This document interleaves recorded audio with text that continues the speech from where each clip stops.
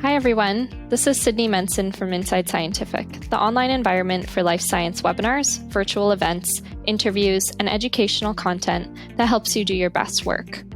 Our Real Science sessions focus on connecting with the researchers, educators, and industry professionals from all walks of life that make scientific discovery and innovation possible. We talk about their work, their passions, their pitfalls, why they got into science in the first place, and where the road lies ahead. Today, I'm speaking with Dr. Christopher Perry, an associate professor with the School of Kinesiology and Health Science at York University. His lab investigates the regulation of skeletal muscle metabolism.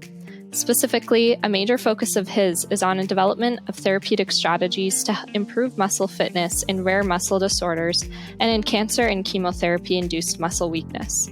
We've brought Chris in today to not only share his career path, but also his ideas and future goals of creating a CRO to be able to further help those with muscle disease, but also provide further opportunity for his trainees.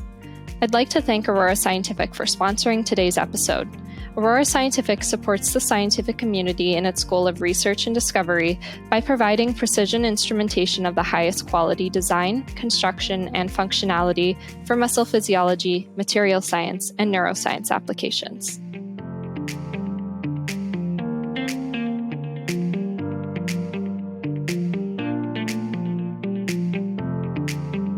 All right, Chris, thank you so much for taking the time to chat with me today.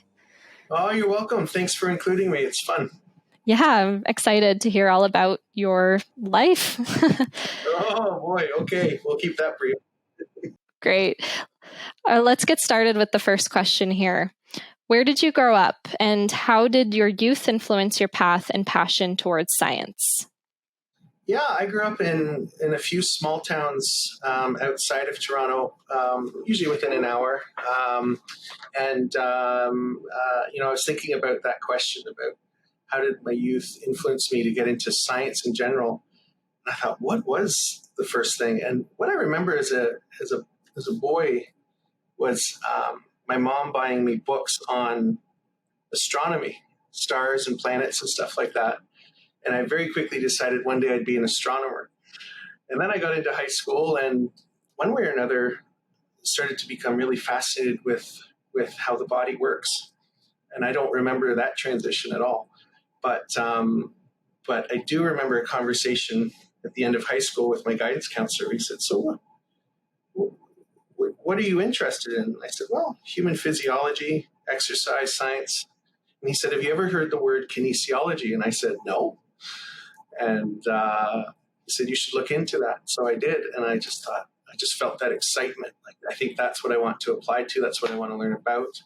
Wasn't too sure what I wanted to be, but had that was Mr. Jones at Acton High School, who said, "You should look into kinesiology." And now I'm in the School of Kinesiology at York. And I actually connected with him a few years ago and told him that story. So that would be a big influence on me. That's so wonderful that you've kept in touch, even after all these years that you've with your teacher. So, of course, you're currently at York University, but before that, where did you study, and how did you end up studying muscle health and mitochondrial disease specifically? Mm-hmm. Yeah, as a fourth-year student in human kinetics at University of Guelph, I wanted to see what research was about. So I did a fourth-year research project with Dr. Brian Wilson, who's now retired, and he was full of enthusiasm, still is. And he had these ideas for, I won't get into all the details, but looking at the effects of exercise on the ability to improve your run time to performance, using whole body measures, no muscle biopsies, a little bit of blood samples, but things like VO2 max and max ventilation and very applied measures. And for me, I had no idea research could be, something where you're yelling at someone on a bike. I thought it would just be sitting in this little dank lab, like first year chemistry, mixing this chemical and that chemical, and your assignment was to describe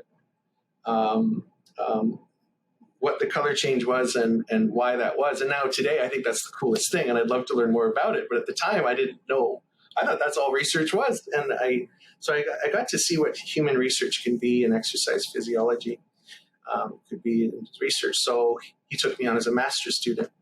And I loved it so much that I wanted to now delve more into the mechanisms by which our fitness is determined. So I did a PhD with Lawrence Spreet in the same department. And he also did applied research, but he added muscle biopsies to that, taking biopsies from people before and after the exercise, and taught me biochemistry, how to understand the regulation of very specific metabolic pathways in muscle that convert your food into energy, essentially. And so I did a thesis on how exercise improves the regulation of skeletal muscle metabolism in humans. And I was hooked. I was absolutely hooked. I thought, okay, this is what I want to do. I think I want to be a professor. I'm not sure, but I know I love this. So I went with what I love. Then I did a postdoc. But now what I wanted to learn was delve more deeply into within mitochondria, how are various metabolic pathways regulated with new techniques that were gaining popularity at the time. And I also now wanted to understand how muscles get worse. I felt I had a pretty good grasp on how muscles get better. When you stress them with exercise, you improve their fitness. I wondered if I could learn more about how to conduct clinical research on diseases that make muscle fitness decline. I didn't have the disease aspect. I also wanted to learn how to do preclinical research.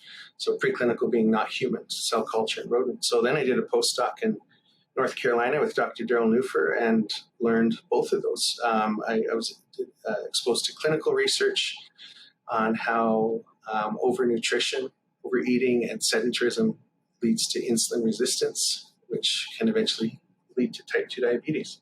And then I also did some rodent work on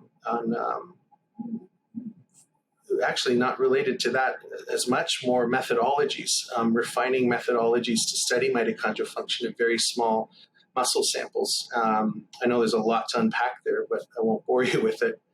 And then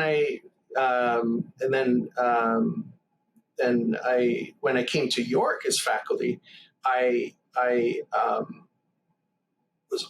had all these plans to pursue both of those topics, exercise, type 2 diabetes. And I went to a presentation on, somebody was presenting on Duchenne muscular dystrophy and metabolic dysfunction of muscle. And I realized I don't know anything about this disease. And then after the talk, I realized I don't know anything about muscle weakness disorders. I know metabolic disorders. And I wondered if there was opportunity to move sideways with the expertise I had at the cellular level and then move up in various diseases, so to speak. So rather than defining myself as just a diabetes researcher, just an exercise researcher, if I can understand the regulation of mitochondrial functions, or I mean, that was my expertise,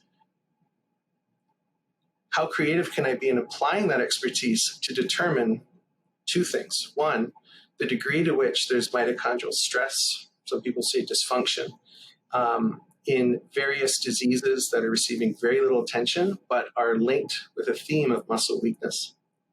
And two, can we translate those discoveries into preclinical therapy development approaches? So once we discover specific metabolic pathways that are irregular, dysfunctional in muscle from a muscle weakness disorder, how would I ever go about testing or perhaps developing new compounds at that preclinical level? And so it was an evolution over the years that brought us to where we are today, which I'm sure we'll talk a bit more about. Yeah, that's great.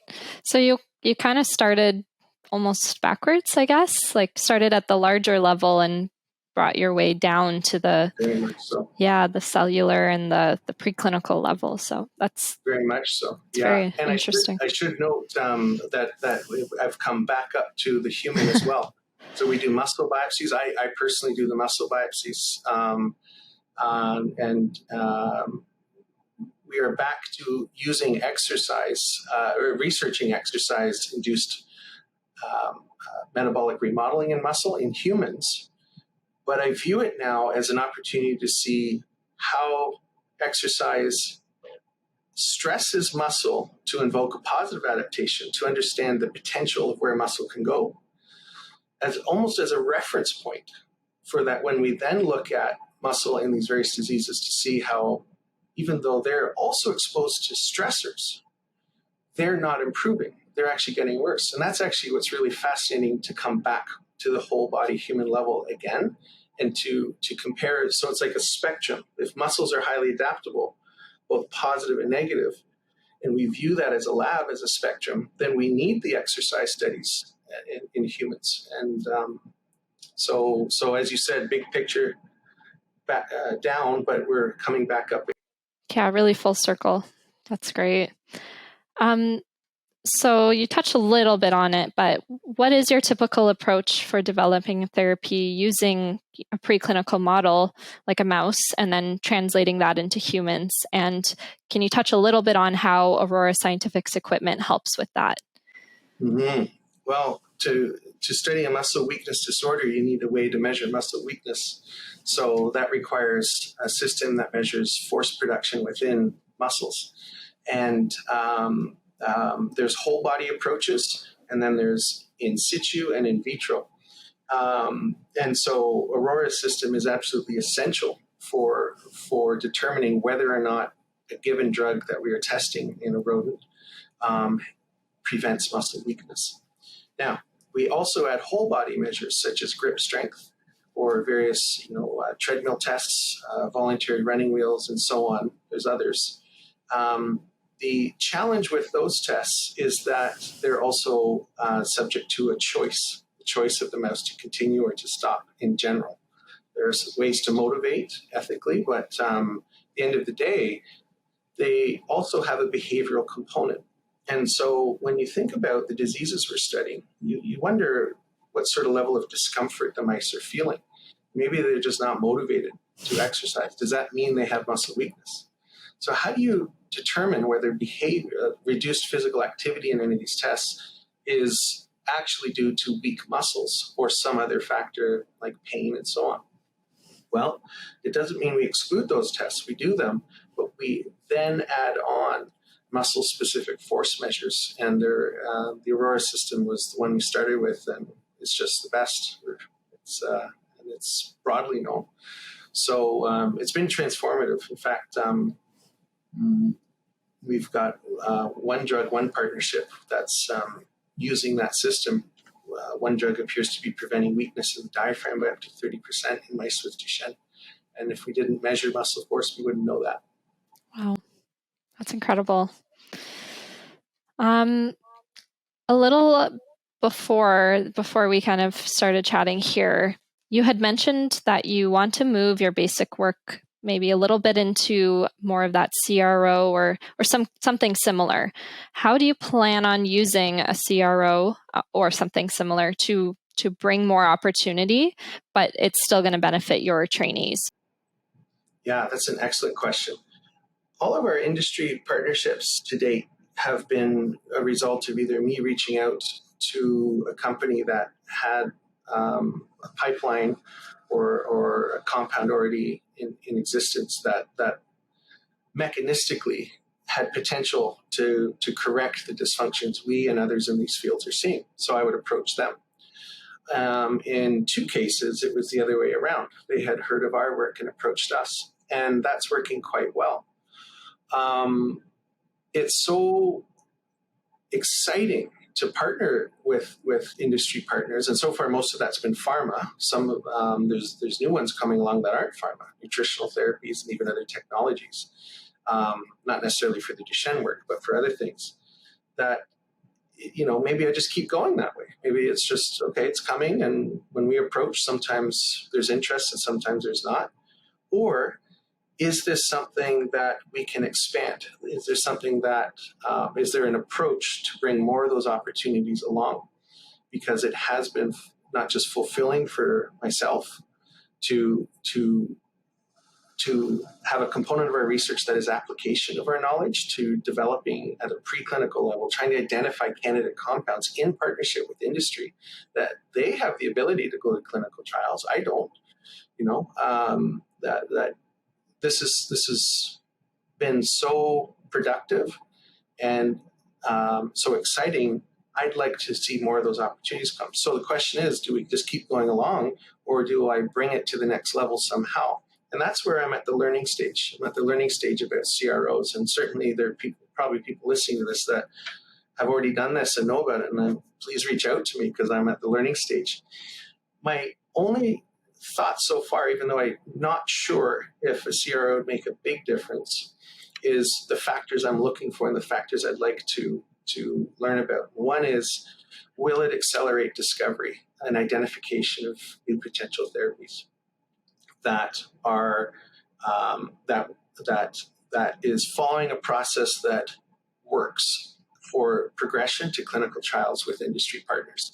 And when I say progression that works, it's a lot to unpack there, but I just mean you can discover a compound. You can probably go buy any compound or that you want that's commercially available and test it. And how are you going to progress? How are you going to progress that to actually testing the people? You need the industry partner and clinical partners. So how does a CRO bring those all together?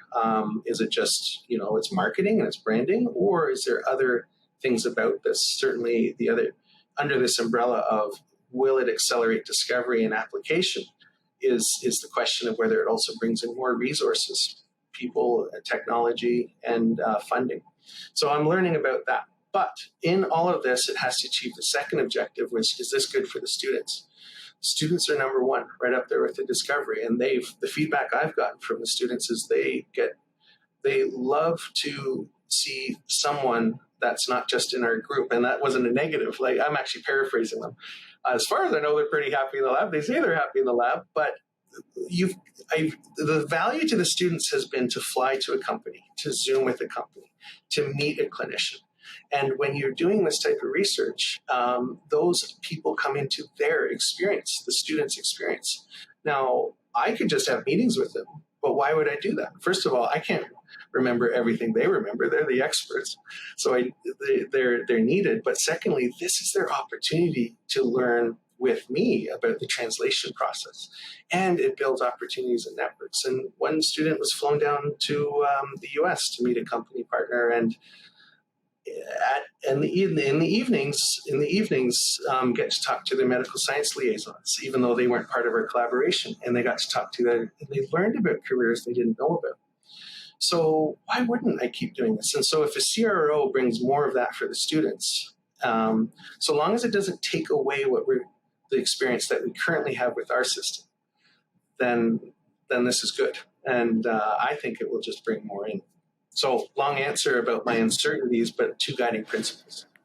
What's really interesting is how it is going to be like a mutualistic relationship. You're not only looking to benefit yourself or not even just your lab. You're obviously looking to benefit the patients out there that you're helping, but bringing it back on your trainees too, so that they get that experience. And I think that's super interesting, and we'll be looking out for whatever you end up deciding to move ahead with. Yeah, thank you. I'm using those principles to learn about it. And you mentioned the patients. That's another thing that I know we'll talk about in a minute, is how to do more interaction with the patient communities. Yeah, that's true. And I'm sure that they love meeting you guys. I mean, you're the ones, behind the desk at the lab doing all the work to help them. So that's wonderful. There's been a couple conversations so far. We hope for more. That's awesome. You alluded a little bit about some people that you work with, outside of the lab. What's your latest experience in working with a not-for-profit, and how does that further then inform your trainees and your research? Oh, this is a brand new thing for us, and we're really excited about it. Each of these steps has been something new for me. And so the latest is not-for-profit, as you say. We've been funded by not-for-profits in the past, private philanthropic foundations, and that's been interesting to see what they prioritized and their accountability and who they're accountable to. But our latest is with Muscular Dystrophy Canada. And Muscular Dystrophy Canada, if you go to muscle.ca, they're an advocacy group raising awareness for people with neuromuscular disease, not just Duchenne, which we're studying right now. But they also do knowledge translation activities, keeping patient communities up to speed on the latest research for emerging therapies in their field, in their specific disease, and so on. So we've received funding graciously from Muscular Dystrophy Canada because they do enormous fundraising efforts from various donors. But part of this grant, this is what became very exciting as well, was we were able to obtain matched funding from a program called MyTax. And MyTax is a federal program that's focused on providing funding for trainees to gain internship opportunities with not-for-profits, but also industry. And so what this means is Muscular Dystrophy Canada is currently funding our research in the development of certain compounds in these preclinical models. MyTax is funding the students to go and work with Muscular Dystrophy Canada outside the lab, away from the bench, in their activities with the patient communities. And we've never done this. And in fact, I got an email a couple of days ago from Muscular Dystrophy Canada that we're ready. We're ready to, because this is brand new. They said, when can we meet with the students to plan the first activities? And we had already designed the activities in advance, and there's several. And I'll just, for an example, one of them is, again, knowledge translation, involving the students in developing newsletters that use their expertise to assist Muscular Dystrophy Canada with summarizing the latest discoveries for who's the target audience for the patient communities.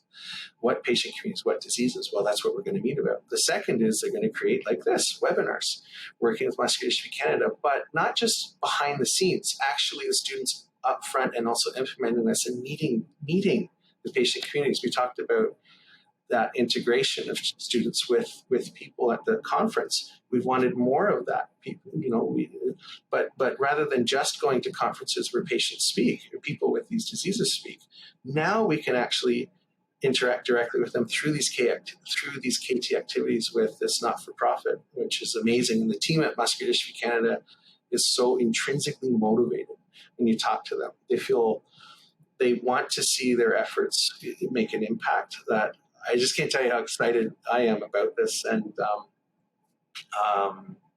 that's our latest. Our latest is bringing not-for-profits into this in a way that also brings trainees to not just the patient communities, but also they will see how a not-for-profit works. They will see how advocacy works. They will see how to translate complex knowledge to a target audience more so than they do already through conferences. So it's also about the students being exposed to the team at Muscular Dystrophy Canada.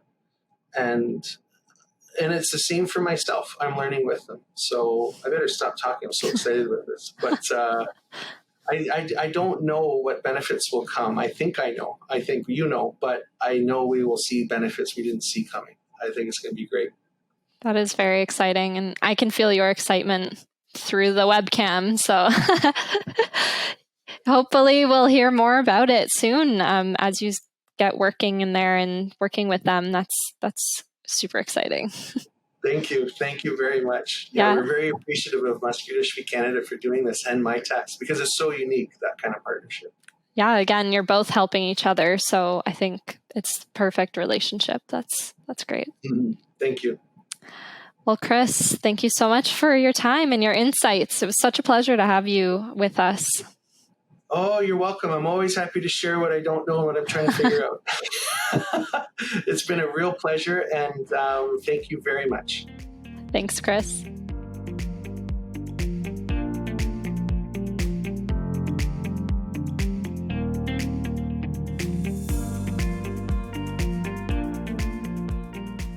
We hope you enjoyed this episode of Real Science and that you'll tune in to future episodes where scientists just like you answer questions about their life, their work, and share insights into what it's like to be doing real science. Don't forget to subscribe.